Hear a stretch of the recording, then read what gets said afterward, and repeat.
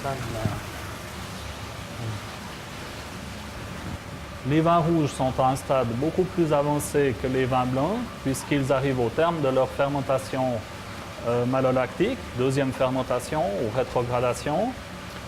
À ce stade, c'est le moment qu'on choisit pour stopper en quelque sorte le processus de transformation du vin par l'adjonction d'une petite dose de dioxyde de soufre qui va empêcher les micro-organismes présents de proliférer et qui va lutter contre l'oxydation, sachant que le soufre a deux propriétés principales, à savoir d'être antiseptique et antioxydant.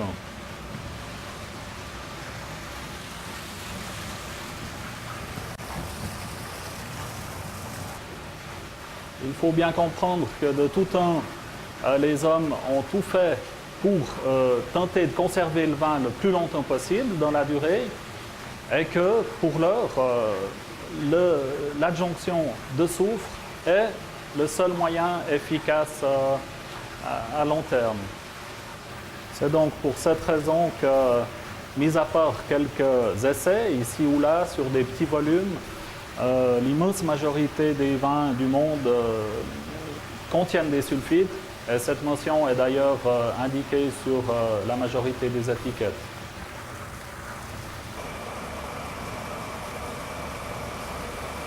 Pendant que les vins rouges sont encore chauds, à la fin de cette période de fermentation où ils sont encore à 20 degrés, on va les transvaser et les chuter. On voit ici le mouvement assez fort qui fait que le gaz carbonique emmagasiné durant la fermentation va se libérer et s'échapper, puisque dans un vin rouge, on n'apprécie pas le côté pétillant qui, d'un autre côté, est positif pour un vin blanc. Donc on va travailler tout à fait différemment un vin blanc en fin de fermentation.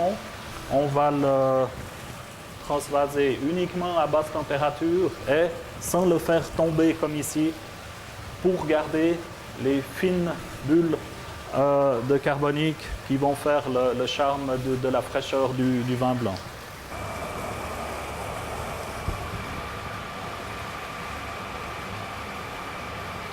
Ici, après cette opération pour le rouge, la phase suivante sera de refroidir l'ensemble de la cave à 0 degré pendant pratiquement 2 mois. On comprendra l'importance de ce qu'on appelle la stabilisation physique à fin janvier lors du prochain épisode.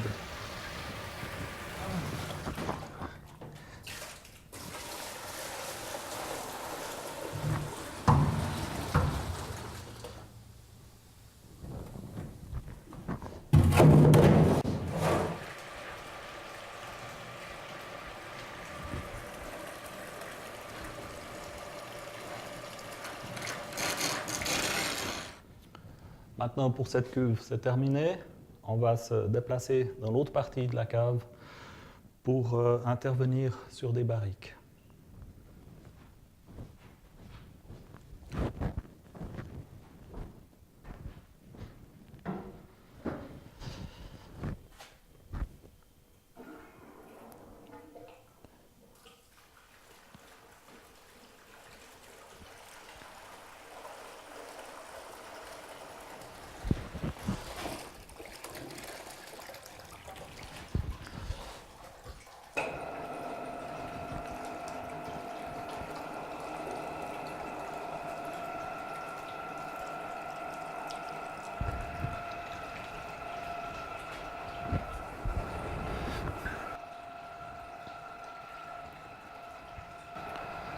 L'opération précédente concernait le vin rouge en cuve. Ici, c'est tout à fait différent puisque ce sont des spécialités qui vont être mises en barrique.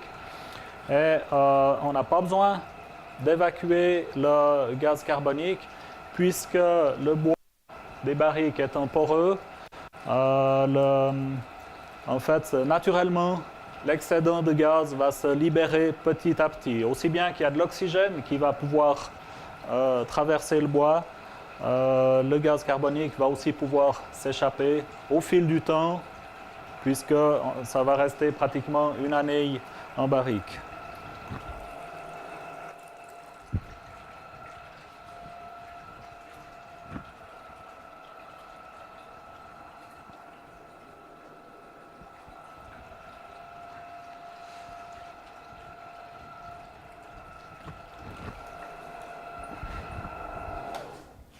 Voilà, la barrique est pleine.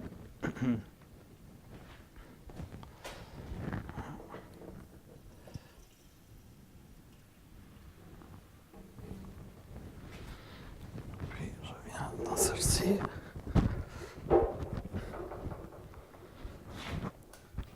Juste en passant, un petit détail qui surprend parfois les producteurs, c'est que les visiteurs d'une cave, parce qu'on trouve que le bois est beau et qu'on a envie de toucher, ont le réflexe parfois de donner 3 petits coups comme ça contre le tonneau.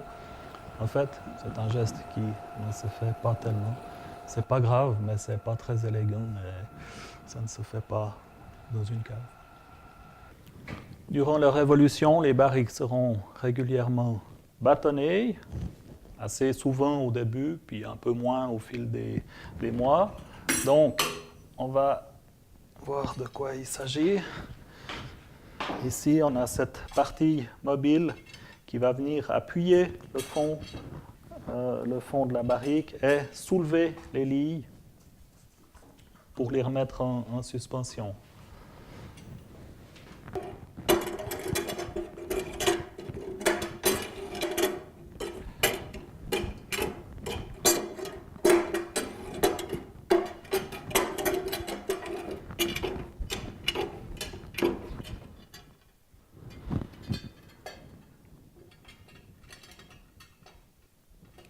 Voilà.